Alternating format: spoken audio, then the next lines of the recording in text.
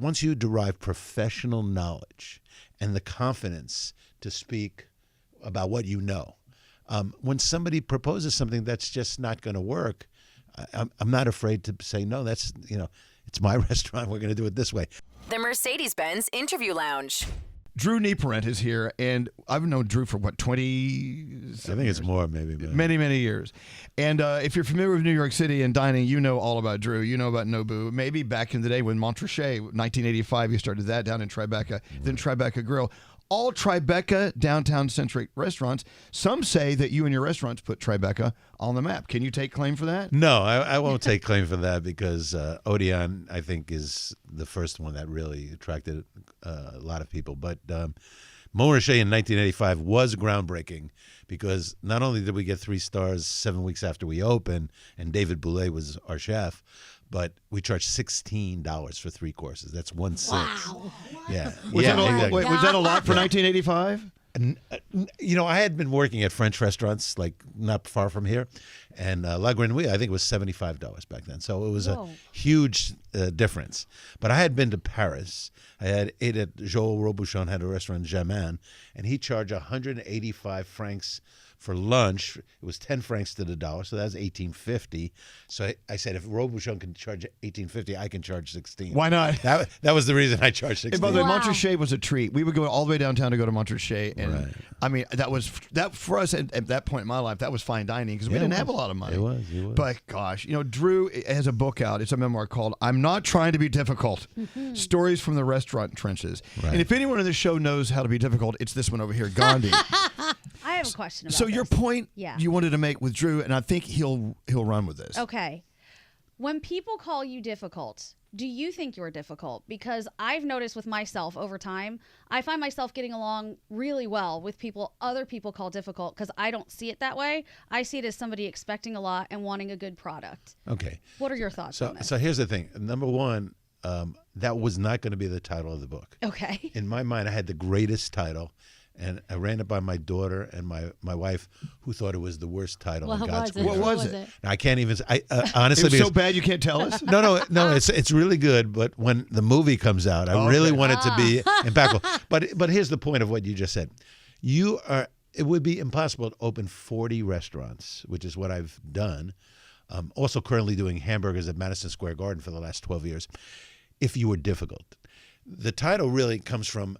They, meaning the chefs and my investors, thought I was difficult. But I wasn't trying to be difficult because they were difficult. But they saw me as difficult, so I'm not trying to be difficult, I guess. Why not? But you're very, very, very picky about what comes in and out of the doors and what comes in and out of the kitchen. Yes, difficulty versus you just want the best product, like Gandhi was saying. Right. I think there's, once you derive professional knowledge and the confidence to speak about what you know. When somebody proposes something that's just not going to work, I'm not afraid to say, no, that's, it's my restaurant. We're going to do it this way. But you have to understand in the restaurant business, especially on the level that I participated in, the chefs don't want to be told what to do ever. Of course, in they're fact, artists. they wanted to be, yes. They're artistes. Exactly. So anytime, but I never did it that way. I would always be like, hey, did you ever have stuffed cabbage? And then try to work my way into it would be pretty nice if we could do stuffed cabbage and the stuff. By the way, thank God you never served stuffed cabbage. You don't like it? No, I don't want to go farting around Tribeca after eating your stuffed cabbage. It's making a comeback. I'm going to let you know. Okay, all right. But what I would, listen, when I was a kid, we had a woman who cooked for us at my house. Not that we had any money, but she made delicious stuffed cabbage. But anyway, so what you would get from one of these 3-star chefs was like a stuffed cabbage the size of a pea. Right. It'd be stupid. But no, the difficult thing is, honestly, I think I'm difficult at home, maybe with my wife. But in the restaurants, it's impossible to have opened 40 different restaurants and be a difficult personality. Okay, let's talk about 40 different restaurants because we all know they don't all survive. I mean, that's just the business. As a matter of fact, I think I was like a little tiny part of one of your restaurants that went Can I tell you something? Elvis was my partner. that was a great restaurant. No, he was in a very he was a partner in a very good restaurant called My House. Got 2 stars from the New York Times when Frank Bruni was the food critic, who was very difficult. He was difficult, and the food was great. Here's what the problem was: the chef was fakakta. That's not a curse word, by the way. No, it's not. I love the word fakakta. And he did this second restaurant with the Duran guys. Yeah. And I can't actually tell the story other than to tell you it failed miserably, and there was like a sort of a, like when you open a second restaurant, you don't want to compete with what you're already doing, and they were too close in terms of what they were offering. But that was a terrific restaurant. It was. My House was great. Yeah. We had everything but Scary? customers. I took you there one night. Yeah, Elvis took me there. And I was going to say you look familiar. And the fried fish that's in the circle with all the stuff in the middle. And the frog legs lollipops. Oh. I said that night, I proclaimed, this is going to be a major success. Daniel, don't you want some frog legs? I'm going to pass on that. But do you have a favorite? 40 restaurants, right, that you've opened? Because they're all your baby. No, it's cliche that you say, they're you just said it. They're all your children. Right. And the second you show favoritism to one, the others are upset. Look, Nobu clearly makes the most money. Mm-hmm. So if I said Nobu, then everyone would be kind of happy except for the people at the God, I wish I knew restaurants. I wish I knew you when Nobu was coming out. Yeah. No, you know what's so funny? So at Tribeca Grill, we had like 15 investors. Bill Murray, Sean Penn, Mikhail Baryshnikov. Have I dropped enough names? Christopher Walken, Right. Ed Harris. So, but when De Niro decided to do a Nobu, he goes, it's just going to be the 4 of us, like the Beatles. And I was like, like that was strange to me. So De Niro did have a sense that this thing was going to make money. And look what happened. This is the original Nobu, is it not? Definitely in New York. The original Nobu was in Tribeca. Right. And we ran it for 22 years. Exactly. A few years prior to it, to us moving, we opened on 57th Street, which, by the way, at that time, we already had Nobu in London. Very, very successful. But if you read the book, and I want everyone to read the book, the Nobu story in the book is totally different than the Nobu story that's on the street. And why do I say that? Because Nobu said no to the first one, no to the second one, no to the third one, and now he's worth $300 million, and that might be light. So, there you go. And he was 44 years old. So the Nobu story is a huge success story, but and there's even a documentary about it, a Nobu documentary that's playing on Amazon. But the true story, unless you read my book, is never been told. So let's talk about, by the way, the book with Drew Nieporent is called I'm Not Trying to Be Difficult, Stories from the Restaurant Trenches. And I've heard from all the chefs I know and restaurateurs as well that this book really does get into the behind the scenes and the backstage goings on in restaurants. You know what? You could go to a little mom and pop restaurant in Des Moines where they're listening to us right now, or Nobu in New York City, and you can still get the same satisfaction before you walk out that door. Right. What is your goal in your restaurants that all of the restaurateurs should have to make a restaurant stick? It's more than just a place to eat and burp and leave. It is. Well, I'm glad you brought this up because my restaurants had stood the test of time. The first restaurant, which I opened when I was 29 in 1985, went 38 years. Tribeca Grill, the second restaurant, went 35 years. Even when I had modest successes like Rubicon in San Francisco, which we opened with Robin Williams, Francis Coppola, and De Niro, that went for about 15 years. But, trying to do a restaurant in California, that was difficult, because it's like a communist country. But, I loved it there. I love San Francisco, but you couldn't make any money there. But the point is, restaurants used to just open because, like when I grew up in the 60s and my father was taking us to these places, these were all immigrants. These were all people who just were right off the boat, and they were opening these, very authentic restaurants. In fact, Bellatos, Johnny Bellato, we used to go to Houston Street. You park your car, maybe it wouldn't be there when you got out of the place. He cooked in the day, served at night, very modest. Today, you can't even get near Bellatos. It's the hottest place in the world. It's one of our favorite places. Yeah, and nobody knows the provenance, the beginnings of that place. And but my restaurants, I was fortunate because the first one, which I opened for no money, I basically put my life savings into it. 7 weeks later, we got 3 stars from the New York Times. That's like winning the lottery without being able to collect the cash. And so, then the work began. But guess what? The chef, David Boulay, he wanted to take the 3 stars, put it in his bag, walk across the street, go ba-ba-ba to me, and open his own place. And he did. He did. Wow. He did, and quite successfully, ultimately. But again, in the book, you'll read the story. Did you forgive him? I forgave him in the year 2001 when he was feeding the rescue workers during 9/11. Okay. There you go. But even that was controversial for him. David Boulay, probably, he passed away 2 years ago, and at 70. And this guy was all about healthy eating, cooking with doctors. But the thing about Boulay was, and this is the restaurant business, he could not get the food out of the kitchen. So I had this 3-star write-up. Everyone and his brother was trying to get in. We were fighting off people, and everyone's in the dining room goes, "Where's my food?" Wow, like Hell's Kitchen. Oh, yes, that's right. Trying to get the food out. Yelled at. Pre-theater, you're right. But You let have me, to get the if food you're out. just turning us on, Drew Nieporent's here. Of course, his book is I'm Not Trying to Be Difficult, Stories from the Restaurant Trenches. Drew actually claims, and I do believe wholeheartedly, to have started a lot of things that are still practiced in restaurants today, like getting the food out of the kitchen, getting it cooked and getting it out. Right. Food runners. Right. Like in the old days, before food runners, it was just someone take this food out to table 4, right? Yeah, no, think about how, first of all, the restaurant business was pretty stupid.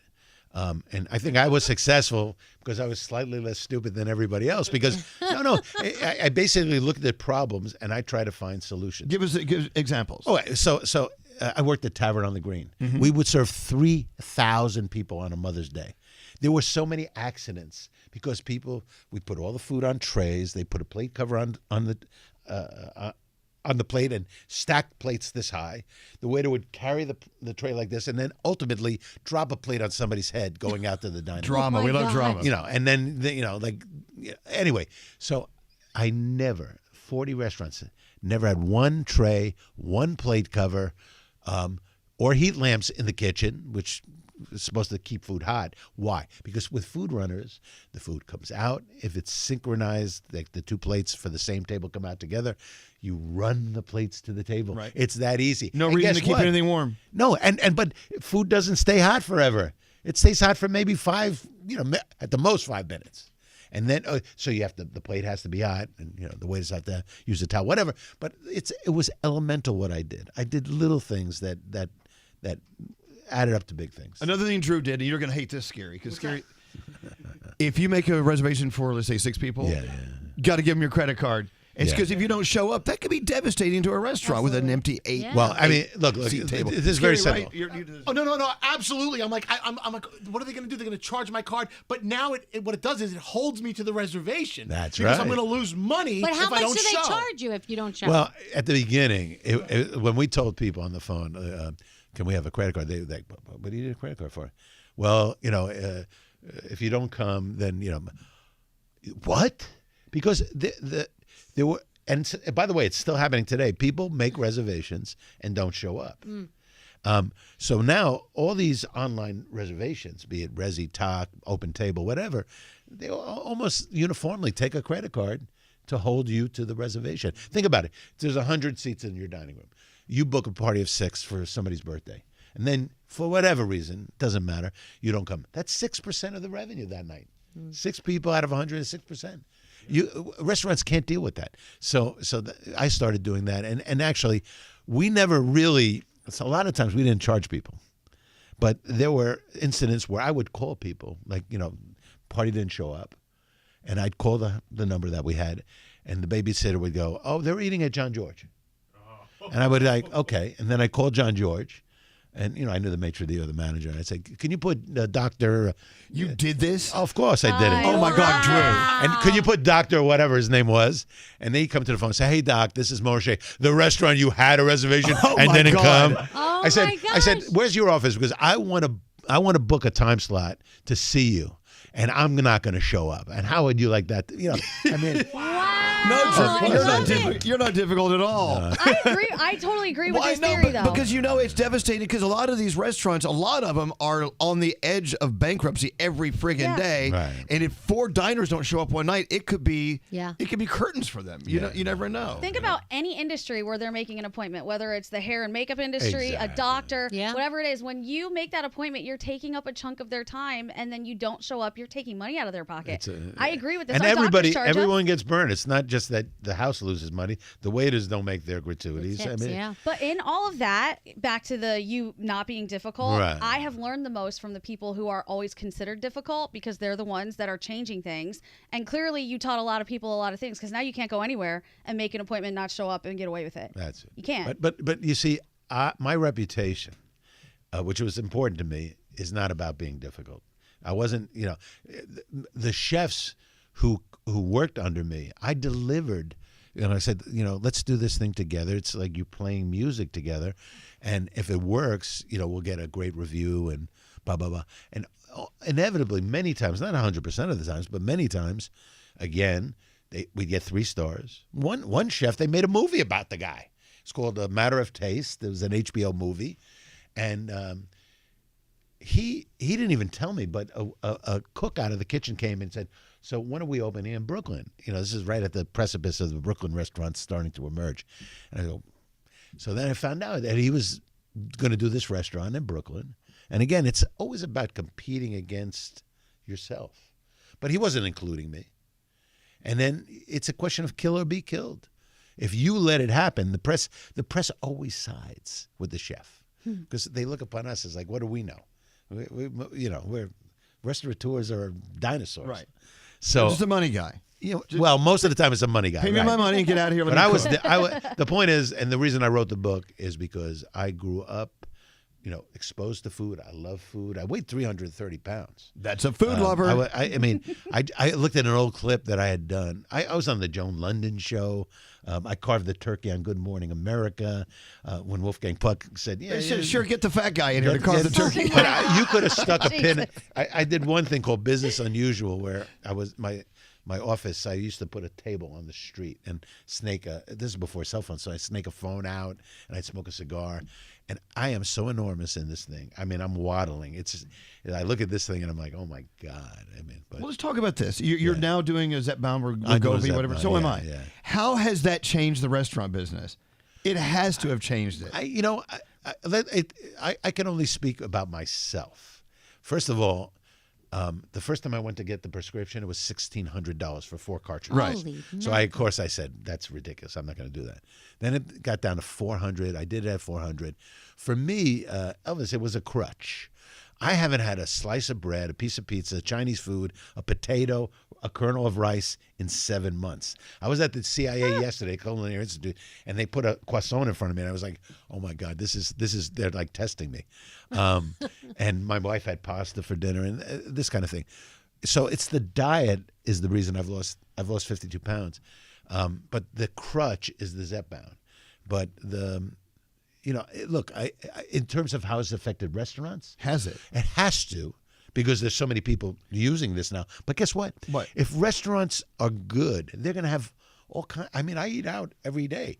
And there are all kinds of options that are not bad for you. So they've had to bend before. Yeah, I think, like Milos, which is right next door to you. Right. I mean, what's easier to eat than a piece of grilled fish at $150 a person? Oh, it's ridiculous. I know, but here's the thing. A lot when people started taking these shots, these Wegovies, whatever. Right. A lot of chefs would wonder how come there's so much food coming back to the kitchen. That's funny. And they're like, well, are they doggy bagging this? Are they no? First of all, the only reason I say that large portions are not a problem is because you want people to take food home. I mean, I take food home every time I go to the this one. restaurant. She never leaves the house. I bring my Tupperware with me. She's Tupperware lady. Tupperware lady. Hey, Danielle, talk about McDonald's. So I worked at McDonald's. I know you worked at McDonald's. Now, when you worked at McDonald's, minimum wage was $2.75 an hour. Right. For me, it was $4.25 an hour. Okay, I was $2.75. $2.75 an hour. But you said that that's kind of how you started. You realized how well McDonald's did. Well, I grew up in Peter Cooper, Stuyvesant Town area. I went to Stuyvesant High School also. But I lived on the last house in Peter Cooper on 23rd and the river which was really Avenue C, but you would never say you lived on Avenue C back in those days because that was like Spanish Harlem or something like that. It was like, Bedford Stuyvesant. But they opened this McDonald's on 23rd Street and First Avenue. So it was like this is for me. And I had such a good time because, first of all, the girls were all like adorable. I was 17 years old.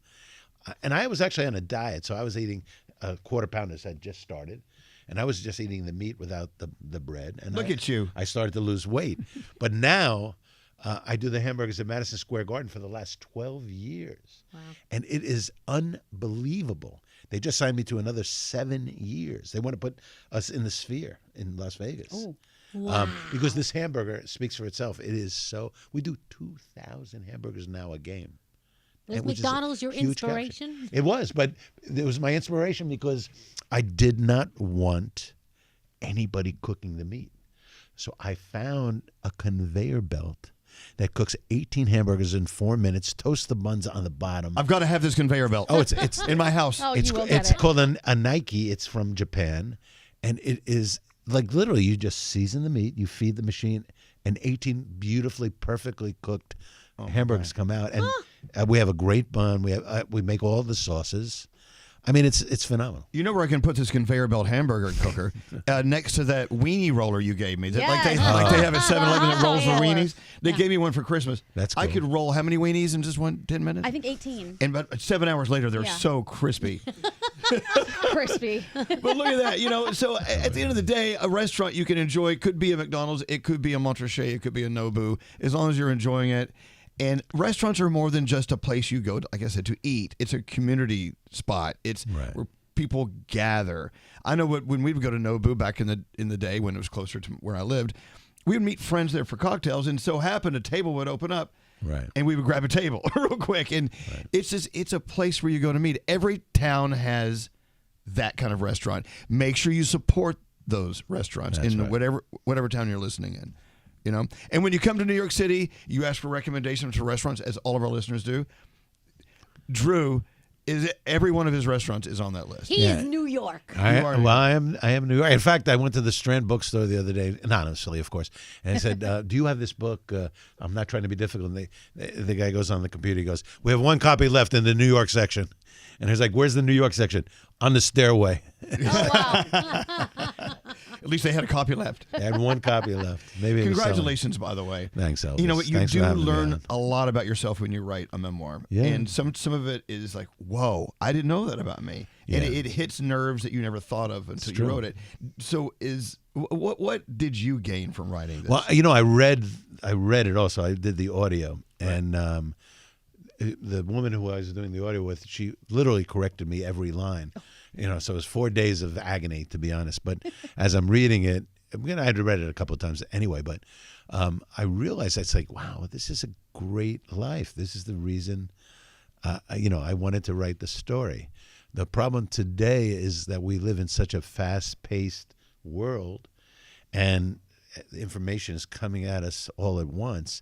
And I see it, some people filter out a lot, or some people are on Instagram and they're like looking at every little clip of something, but you have to edge yourself into Instagram, however that works, but the reality is I just wanted people to know my story. It's not everybody who's Robert De Niro's partner for 35 years. It's not everybody who could open 40 different restaurants. And it's not everybody who was an owner of Nobu. So, and not everybody had great parents. There's a lot of restaurateurs, they've written memoirs.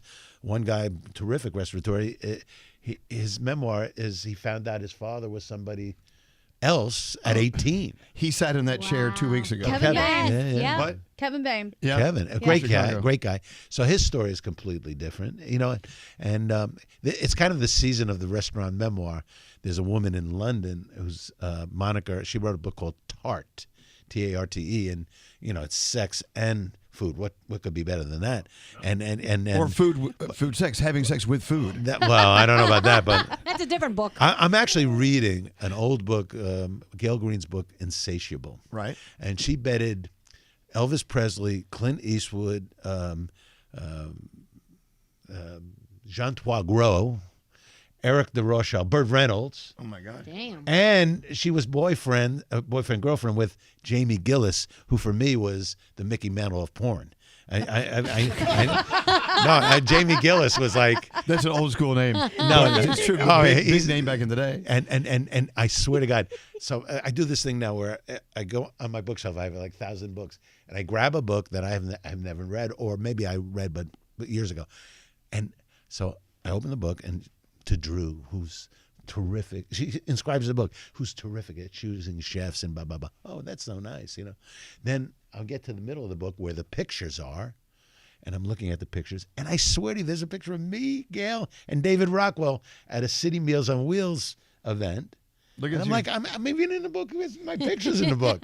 And then the cherry on the top is all the men that she slept with. She's very busy. Do you know who Gail Green was or is? But I'm going to look her up. Food critic of New York Magazine. Huge name for many years. She had quite a life. And talk about difficult. Oh my God. See, look at the difficult guy calling people difficult. No. But listen to this. So I had this restaurant, in Tribeca. That was before, like, if he said he would take a cab to get there. Today, that cab would be like $50. Mm-hmm. I mean, literally, it would cost wherever. It doesn't matter. You could be 20 blocks away. It'd be $50. So Gail Green would write this great review, and then at the last line would be, "But it's very desolate to be waiting for a cab on 6th Avenue for an hour and a half or something." Makes it sound frightening. Yeah. I mean, so. Let's face it, all parts of New York City are frightening now, so we're okay. Mm-hmm. Rapid fire questions for Drew before we head out. Okay. You've seen a lot of trends since the 80s come and go. What is one that you are so glad is gone or that you want to be gone now? It's not going to go away, but I do not like tasting menus in America. I mean, it's like when you're in some bucolic place in Europe somewhere, you want to sit there the whole day and have 10, 15, 20 courses. It's fine. Noma and Copenhagen.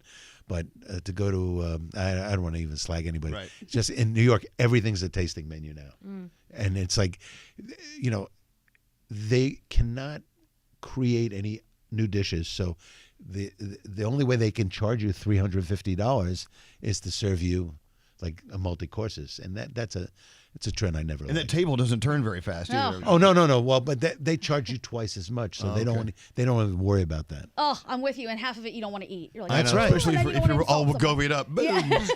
Danielle. When you started, it was all about food critics and stuff like that. Right. Now we have these influencers who are coming into your restaurants, and we talked about this the other day, wanting stuff for free, giving you guys reviews. Right. What do you feel about all of that? Well, as much as I do not like food influencers, it's kind of the necessary evil. Not necessarily picking up their check, because I just read an article, I think it was yesterday in the Post, that was like abominable. They're asking for $300 bottles of champagne and things like that. If they're demanding, absolutely not. But there are a couple of these people, like they called me up. Again, I've been trying to talk about the book, and they said I think it's called Eating with the Experts. And the guy's got sounds like he's a Brit, but he's Australian. And his wife films everything. So it's just, and they go, choose a restaurant that you like. And, I sort of know the owners of Adda, ADDA, 6th Street and 1st Avenue. So we couldn't have had a better meal. We were very beautifully treated. This thing got like 10,000 hits. So they're influencers, and they're very powerful because people look at their postings. So, I mean, it's the necessary evil. Food critics were difficult because they had all this power. Right. And some didn't necessarily deserve all that power. But if you're writing for the New York Times, that's why you have the power. There you go. Drew, thank you for coming in. The memoir is, of course, called I'm Not Trying to Be Difficult. Yay. Stories from the Restaurant Trenches. Thank if you love what you heard here, go read the book. It's like you're having your own show with Drew. Just go do it. Drew, thank you for coming in today. Thanks so much, Elvis. The Mercedes-Benz Interview Lounge.